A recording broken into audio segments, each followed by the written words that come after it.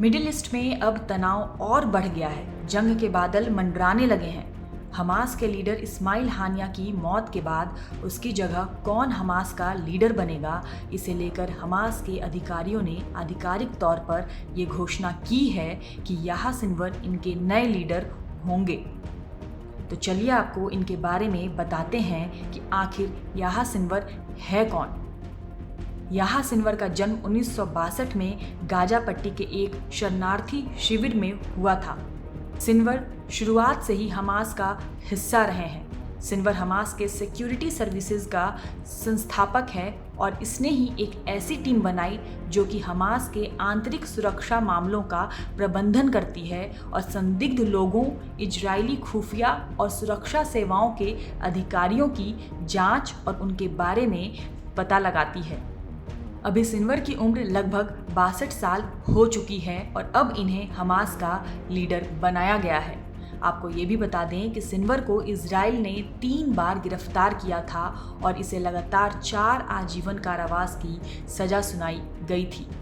लेकिन इसकी किस्मत अच्छी निकली और बाद में एक इजरायली सैनिक के बदले में 127 फिलिस्तीनी और अरब इजराइल कैदियों के साथ इसे भी रिहा कर दिया गया। जेल से रिहा होने के बाद हमास में इसे एक बड़े पद को सौंपा गया था और सिनवर ही वार्ता और युद्ध विराम का फैसला लिया करता था।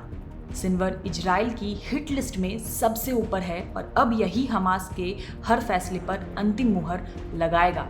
ये अब हमास का लीडर बन चुका है। सिनवर को साल 2015 में अमेरिका ने आतंकवादी घोषित कर दिया था। इसे इजराइल द्वारा कई बार गिरफ्तार भी किया जा चुका है और इसने 24 साल जेल में बिताए हैं। पिछले सप्ताह तेहरान में हमास के लीडर इस्माइल हानिया की हत्या के बाद से उनका पद खाली था।